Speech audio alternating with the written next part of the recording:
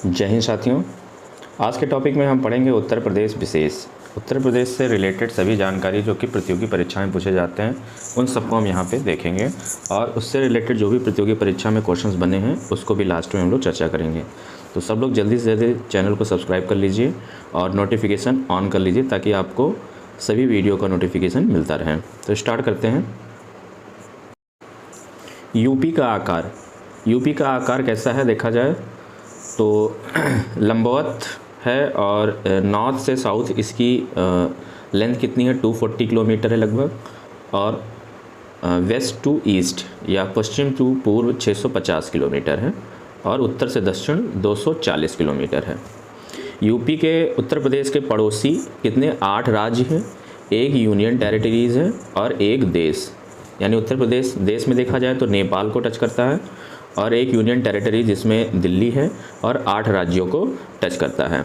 यानी 8 राज्यों से टच करता हुआ अपनी सीमा रेखा बनाता है। 8 राज्यों में कौन कौन से हैं आपका हिमाचल प्रदेश, यूके मतलब उत्तराखंड, बिहार, झारखंड, छत्तीसगढ़, मध्य प्रदेश, राजस्थान, हरियाणा, ये आपके 8 राज्य हो गए।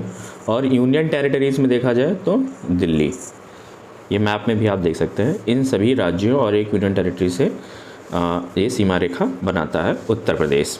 और ये क्वेश्चन प्रीवियस लेखपाल में ये क्वेश्चन पूछा भी गया था जीएस सेक्शन में। सबसे छोटी सीमा रेखा किसकी है तो हिमाचल प्रदेश की सबसे छोटी सीमा रेखा, यानी कम डिस्टेंस में, सबसे कम डिस्टेंस में किसको टच करता है हिमाचल प्रदेश को। मध्य प्रदेश सबसे लंबी सीमा रेखा बनाता है और मध्य प्रदेश सबसे लंबी सीमा रेखा मतलब ये सबसे यूपी के सबसे ज़्यादा राज्यों से टच करता है और इसकी रेखा जो है सीमा रेखा सबसे ज़्यादा है। आगे देखेंगे।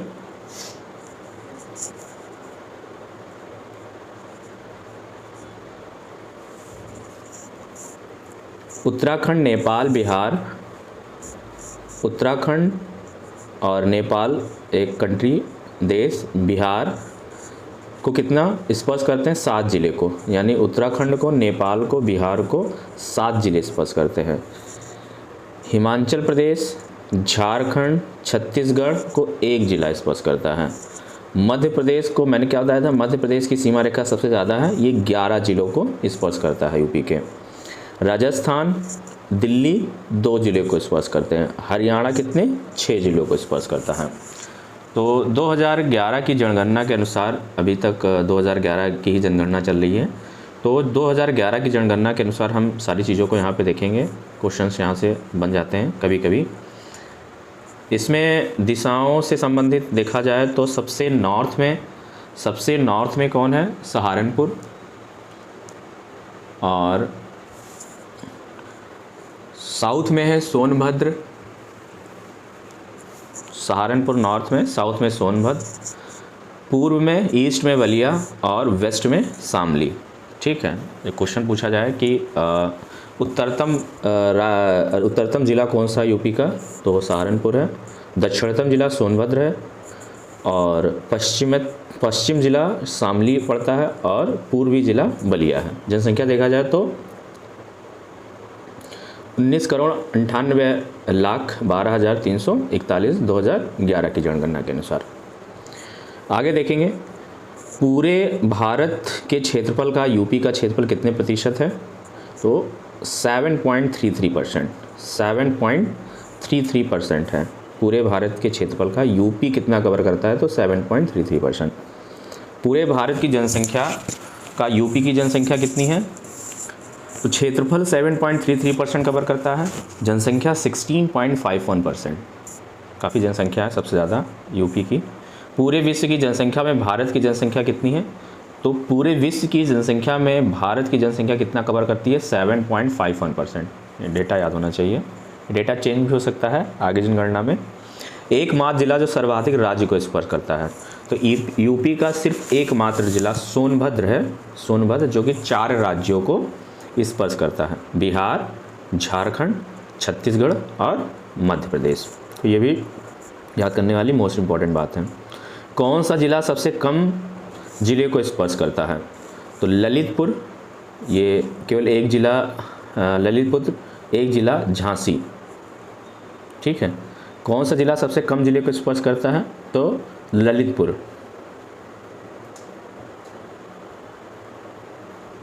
एक ज़िले को स्पर्श करता है। सर्वाधिक ज़िले को, ये एमपी में होगा, एमपी में पड़ेगा। सर्वाधिक ज़िले को स्पर्श करने वाला ज़िला कौन सा है? सर्वाधिक ज़िले को तो हरदोई।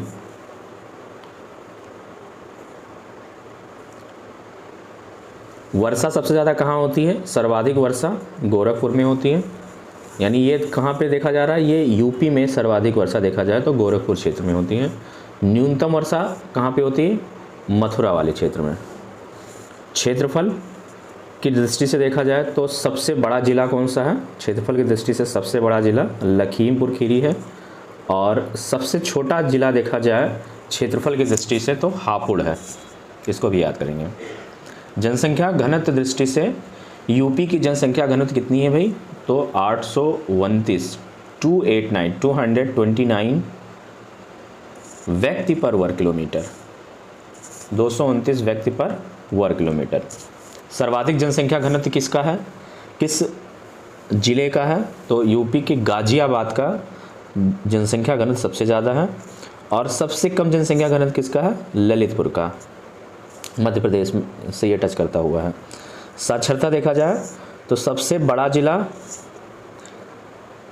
ज़िला कौन सा है? गौतम बुद्ध नगर। सबसे साक्षर ज़िला ये कह सकते हैं। साक्षरता दर में सबसे साक्षर यानी सबसे बड़ा साक्षर ज़िला कौन सा है? गौतम बुद्ध नगर। और सबसे कम साक्षर ज़िला कहाँ है? श्रावस्ती। ठीक है, साक्षर मतलब साक्षरता दर श्रावस्ती ज़िले की सबसे कम है और साक्षरता दर सबसे ज़्यादा किसकी है? गौतम बुद्ध नगर की। जनसंख्या की दृष्टि से सबसे बड़ा कौन है? तो यहाँ पे हम देखेंगे जनसंख्या की दृष्टि से कौन सा राज्य सबसे बड़ा है। तो सबसे बड़ा जनसंख्या की दृष्टि से प्रयागराज है और सबसे छोटा महोबा है। जैसे कि अभी हमने क्षेत्रफल की दृष्टि से देखा था, सबसे बड़ा कौन सा था? लखीमपुर। और सबसे छोटा कौन था? हापुड़ था। लेकिन जनसंख्या किसकी सबसे ज़्यादा है? तो प्रयागराज की। और सबसे कम जनसंख्या किसका? यानी जनसंख्या की दृष्टि से सबसे छोटा जिला कौन सा है? महोबा। लिंगानुपात कितना है? लिंगानुपात यहाँ पे हम देखेंगे प्रति 1000 पुरुषों पर महिलाओं की संख्या कितनी है। तो यूपी का लिंगानुपात कितना है? 912। यानी 1000 पुरुष पर सिर्फ और सिर्फ 912 महिलाएं हैं, महिलाएं कम हैं। शिशु लिंगानुपात कितना है भाई? 902। 1000 मेल चाइल्ड पे 902 फीमेल चाइल्ड है। एससी लिंगानुपात कितना है? 907। और एसटी कितना है? 951। अक्षांश और देशांतर विस्तार देख लेते हैं भौगोलिक दृष्टि से। क्या है यहाँ पे? अक्षांशीय स्थिति लैटिट्यूड्स कितना है? 23 डिग्री 52 मिनट से लेके 30 डिग्री 24 मिनट उत्तरी अक्षांश। ये यूपी का विस्तार है, मैप से ज़्यादा क्लियर होगा। देशांतरीय स्थिति लॉन्गिट्यूड देखा जाए तो 77 डिग्री 5 मिनट से 84 डिग्री 38 मिनट पूर्वी देशांतर है। अक्षांशीय विस्तार तो अगर इसको माइनस करेंगे तो कितना है अक्षांशीय विस्तार? अक्षांशीय और देशांतर, ठीक है। अक्षांशीय मतलब ऐसे आपका देख दिया लैटिट्यूड ये वाला, और ये लॉन्गिट्यूड, ठीक है। तो अक्षांशीय विस्तार 6 डिग्री 32 मिनट है। देशांतरीय विस्तार कितना है? 7 डिग्री 33 मिनट। यूपी भारत के प्राचीनतम गोंडवाना लैंड महाद्वीप का भाग है, ठीक है। भौगोलिक दृष्टि से देखा जाए तो उत्तर प्रदेश भारत के प्राचीनतम गोंडवाना लैंड महाद्वीप का भाग है। गोंडवाना लैंड महाद्वीप का भाग है यूपी। अब कुछ देखें राजकीय चिन्ह। राजकीय चिन्ह क्या है? एक वृत्त के अंदर 2 मछली और तीर धनुष, ये इंपॉर्टेंट है। ये उत्तर प्रदेश का राजकीय चिन्ह है। एक वृत्त के अंदर 2 मछली और तीर धनुष। राजकीय चिन्ह की स्वीकृति कब मिली थी भाई? तो राजकीय चिन्ह की स्वीकृति 1938 में मिली। अवध में मुस्लिम शासन का प्रतीक है। 2 मछलियाँ क्या हैं? 2 मछलियाँ जो हैं अवध में मुस्लिम शासन का प्रतीक है। अवध क्षेत्र में मुस्लिम शासन रहा है। तीर धनुष हिंदू शासन राम का प्रतीक है। हिंदू शासन राम का प्रतीक है। 3 तरंग लाइनें ये गंगा यमुना के बहाव का प्रतीक है, जो कि यूपी में है। राजकीय पशु किसका है? बारहसिंघा। राजकीय पशु बारहसिंघा है, जिसका वैज्ञानिक नाम क्या है? रकुवर्स डुआकुली, बारहसिंघा का वैज्ञानिक नाम है। राजकीय पक्षी सारस, जिसको हम क्रॉन्च भी बोलते हैं, इसका वैज्ञानिक नाम क्या है? ग्रुस एंटीगोना। पीसेस 2011 में एक क्वेश्चन यहाँ से उठाया गया है। आगे देखेंगे राजकीय पुष्प क्या है, तो राजकीय पुष्प पलाश है। राजकीय पुष्प पलाश है, जिसको हम ढाक भी बोलते हैं, टेसू भी बोलते हैं। इसका नाम क्या है? वैज्ञानिक नाम ब्यूटिया मोनोस्पर्मा। पीसेस 2016 में एक क्वेश्चन पूछा गया। राजकीय वृक्ष क्या है? अशोक है। राजकीय नृत्य क्या है? कथक है। राजकीय भाषा क्या है? हिंदी 1947 में इसको अपनाई गई। और द्वितीय राजकीय भाषा क्या है? उर्दू, जो कि 1989 में इसको अपनाया गया। राजकीय खेल क्या है? हॉकी है। अब यहाँ पे देखेंगे उत्तर प्रदेश के नामकरण का क्या इतिहास रहा, कि उत्तर प्रदेश को किन किन नामों से जाना गया।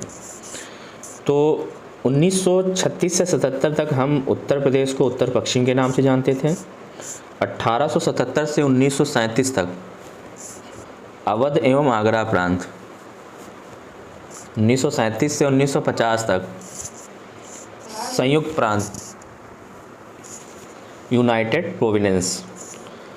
और उसके बाद 24 जनवरी 1950 से क्या नाम पड़ गया? उत्तर प्रदेश। इसलिए प्रत्येक वर्ष को 24 जनवरी को उत्तर प्रदेश दिवस के रूप में मनाया जाता है। 24 जनवरी को हम उत्तर प्रदेश यूपी डे के रूप में मनाते हैं, जिसकी घोषणा 2015 में की गई। उत्तर प्रदेश का पुनर्गठन कब हुआ? तो 1 नवंबर 1956 को। 1 नवंबर 1956 को उत्तर प्रदेश का पुनर्गठन किया गया। यूपी का विभाजन कब हुआ? यानी उत्तर प्रदेश को काट करके उत्तराखंड में एक अलग राज्य बना दिया गया। कब? 9 नवंबर 2000 को 13 जिले पृथक करके एक नया राज्य उत्तरांचल बनाया गया। सबसे बड़ा राज्य था ये, जिसका 2007 में नाम बदलकर उत्तरांचल से उत्तराखंड कर दिया गया। तो उत्तराखंड हमारी यूपी का ही पार्ट है। राजधानियों का क्या सफ़र रहा, तो आगे देखेंगे उत्तर प्रदेश की राजधानियों का सफ़र। 18 से 58 तक का जो उत्तर प्रदेश की राजधानी थी वो आगरा थी। 1858 से 1921 तक इलाहाबाद। 1921 से अब तक लखनऊ। तो अब इस समय राजधानी लखनऊ ही है। इलाहाबाद कब थी? 1921 तक, 18 से 58 तक। यानी तीन राजधानियां हैं। आज़ादी से पूर्व इलाहाबाद थी और 1921 में ही लखनऊ हो गई थी, और तब से लखनऊ ही है। राजधानियां में देखा जाए तो कौन सा काम किसकी कौन सी राजधानी रही है? विधायी एवं प्रशासनिक राजधानी यूपी की क्या है भाई? विधायी और प्रशासनिक राजधानी लखनऊ ही है। प्रशासन के सारे काम लखनऊ में होंगे। न्यायिक राजधानी प्रयागराज में। धार्मिक राजधानी वाराणसी में। औद्योगिक एवं आर्थिक राजधानी कानपुर है। यूपी को स्पर्श करने वाले ज़िले, तो यहाँ पे ये भी देखेंगे कौन कौन से ज़िले स्पर्श करेंगे। नेपाल से देखा जाए पश्चिम से पूर्व, यानी कि वेस्ट टू ईस्ट 7 ज़िले स्पर्श करते हैं। अभी हम लोग ने पहले देखा था शुरुआत में। तो 7 ज़िले कौन कौन से भाई? पीलीभीत, लखीमपुर, बहराइच, श्रावस्ती, बलरामपुर, सिद्धार्थनगर, महाराजगंज। तो ये 7 ज़िले नेपाल से टच करते हैं, जिनकी स्थिति कहाँ से है? पश्चिम से पूर्व की ओर। हिमाचल प्रदेश को सिर्फ और सिर्फ एक ज़िला टच करता है, सहारनपुर। उत्तराखंड को 7 ज़िले स्पर्श करते हैं, जिनके नाम हैं सहारनपुर, मुजफ्फरनगर, बिजनौर, मुरादाबाद, रामपुर, बरेली, पीलीभीत। बिहार को 7 ज़िले टच करते हैं, महाराजगंज, कुशीनगर, देवरिया, बलिया, गाजीपुर, चंदौली और सोनभद्र। झारखंड राज्य से सिर्फ और सिर्फ एक ज़िला टच करता है, सोनभद्र। सोनभद्र एकमात्र ऐसा ज़िला है जो 4 राज्यों को टच करता है, ठीक है। जिसमें क्या था? झारखंड, छत्तीसगढ़, मध्य प्रदेश और बिहार। तो छत्तीसगढ़ को भी कौन टच करेगा? सोनभद्र। मध्य प्रदेश का देखेंगे तो मध्य प्रदेश सबसे अधिकतम सीमा रेखा बनाता है यूपी का, सबसे अधिकतम सीमा रेखा। पूर्व से पश्चिम देखा जाए तो ज़िले कौन कौन से हैं? पूर्व में सोनभद्र, उसके बाद मिर्ज़ापुर, प्रयागराज, चित्रकूट, बांदा, महोबा, झांसी, ललितपुर, जालौन, इटावा और आगरा। तो ये 11 ज़िले जो हैं वो मध्य प्रदेश से टच करते हैं, जो कि सबसे अधिकतम सीमा रेखा बनाता है। राजस्थान से 2 ज़िले टच होते हैं, आगरा और मथुरा। हरियाणा से 6 ज़िले टच करते हैं, मथुरा, अलीगढ़, गौतम बुद्ध नगर, शामली, सहारनपुर। और दिल्ली जो कि एक यूनियन टेरिटरीज है, 8 राज्य और प्लस 1 यूटी, इतने। और यूनियन टेरिटरीज में आपका दिल्ली है। दिल्ली के 2 ज़िले टच करते हैं, गाज़ियाबाद और गौतम बुद्ध नगर। दिल्ली से 2 यूपी के 2 राज्य टच करते हैं, कौन कौन से? गाज़ियाबाद और गौतम बुद्ध नगर। उत्तर प्रदेश का स्थान देखेंगे अब, तो मोस्ट इम्पॉर्टेंट क्वेश्चन है यहाँ से। प्रथम स्थान किन किन चीज़ों में है उत्तर प्रदेश का? तो किन किन चीज़ों में है? गेहूँ उत्पादन में, गन्ना उत्पादन में, आलू उत्पादन में, कुल खाद्यान्न उत्पादन में, आंवला उत्पादन में, दुग्ध उत्पादन में, आम उत्पादन में, सर्वाधिक रेल मार्ग, सर्वाधिक राष्ट्रीय मार्ग, सर्वाधिक बैंक शाखाएं, सर्वाधिक पोस्ट ऑफिस और सर्वाधिक जनसंख्या। तो इन सब चीज़ों में प्रथम स्थान पे है। यूपी में रेल मार्ग की कुल लंबाई कितनी है? 9077 किलोमीटर। यूपी में राष्ट्रीय राजमार्ग की कुल कितनी लंबाई है? तो राष्ट्रीय राजमार्ग की कुल लंबाई है 8711 किलोमीटर, जिसमें से 4195 kilometre national highway authority of India के अंतर्गत आती हैं। कुल सड़क लंबाई में प्रथम स्थान कौन सा राज्य है? तो महाराष्ट्र है। सड़क लंबाई में सबसे प्रथम स्थान पर है महाराष्ट्र राज्य। यूपी में देख लें, सीटों की बात करें तो लोकसभा की 80 सीटें हैं, सर्वाधिक सीटें हैं यूपी से। राज्यसभा की 31 सीटें हैं। विधानसभा में 403 + 1 404 सीटें हैं। विधान परिषद से 100 सीटें हैं और विधानसभा क्षेत्र कितने हैं? 403। जनगणना के आधार पर हम साक्षरता देखेंगे तो कुल साक्षरता दर कितनी है? 67.6%, जिसमें पुरुष की साक्षरता दर है 77.2% और महिला का 57.2%। इन दोनों को ऐड करके अगर हम कुल देखें तो 67.6% कुल साक्षरता दर है। नगर निगम कितने हैं यूपी में? 17 है और 17वां नगर निगम किसको बनाया गया है? शाहजहांपुर को। मंडल कितने हैं यूपी में? तो 18 मंडल है और 18वां मंडल अलीगढ़ को बनाया गया है। टोटल 18 मंडल हैं यूपी में। जनसंख्या में देखा जाए तो जनसंख्या में दशकीय वृद्धि कितनी है? जनसंख्या में दशकीय वृद्धि है 20.2%, 20.2% की दशकीय वृद्धि हुई है। शहरी जनसंख्या कुल जनसंख्या का कितना है? तो कुल जनसंख्या का शहरी जनसंख्या यूपी की है 22.27%। आगे है कुल ग्रामीण जनसंख्या कितनी है? तो 77.73%। माइनस कर देंगे 100 में से तो ग्रामीण जनसंख्या बचेगी और ग्रामीण जनसंख्या कितनी है? 77.73%। अब देखेंगे यूपी वन्यजीव एवं पक्षी विहार। यहाँ से भी क्वेश्चन बहुत मोस्ट इम्पॉर्टेंट क्वेश्चन बनते हैं। तो यूपी के वन्यजीव एवं पक्षी विहार के बारे में देखेंगे। देश के प्रथम वन्यजीव परिरक्षण की स्थापना यूपी में वर्ष 1956 में की गई, 1956 में। इसका कार्य प्रदेश में वन्यजीवों की सुरक्षा तथा आधुनिक एवं वैज्ञानिक पद्धति से सघन वन्यजीव प्रबंधन, साथ ही राष्ट्रीय उद्यानों, पक्षी विहार, वन्य विहारों का विकास करना है। देश में वन्यजीवों के संरक्षण की सर्वोत्तम संस्था भारतीय वन्यजीव बोर्ड है। इंपॉर्टेंट क्वेश्चन है। इसका अध्यक्ष कौन होता है? तो इसका अध्यक्ष प्रधानमंत्री होता है। वन्यजीवों के संरक्षण की सर्वोत्तम संस्था कौन सी है? भारतीय वन्यजीव बोर्ड, जिसका अध्यक्ष कौन होता है? प्राइम मिनिस्टर होता है। देश का पहला वन्यजीव विहार मोतीपुर वन्यजीव विहार है। यहाँ पे हम किसकी बात कर रहे हैं? भारत देश का पहला वन्यजीव विहार क्या है? मोतीपुर वन्यजीव विहार। इसका नोट्स बना लीजिए आप सभी लोग। मोस्ट इम्पोर्टेंट पॉइंट्स को यहाँ पे रखा गया और यूपी से अंतर्गत जितने भी विशेष पॉइंट है या जो भी क्वेश्चन बनते हो यहाँ पे इसको कवर किया गया है। इसका वर्तमान नाम है राजाजी राष्ट्रीय उद्यान।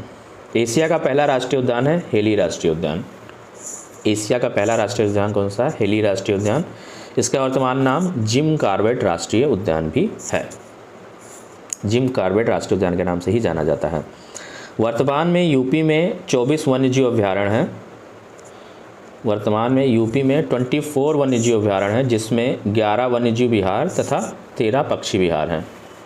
मोस्ट इम्पॉर्टेंट क्वेश्चन है, भारत में वन्य प्राणी सुरक्षा अधिनियम वर्ष 1972 में पारित किया गया।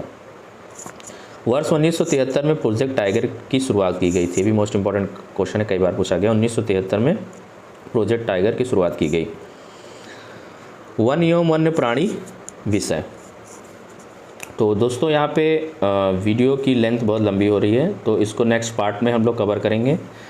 और 20 मिनट की वीडियो बन चुकी है, तो यहीं पे मैं इसको नेक्स्ट पार्ट में कवर कर दूंगा। ये फर्स्ट पार्ट तक इतना ही रहेगा। तो मिलते हैं नेक्स्ट वीडियो में, तब तक के लिए नमस्कार। जय हिंद, जय भारत।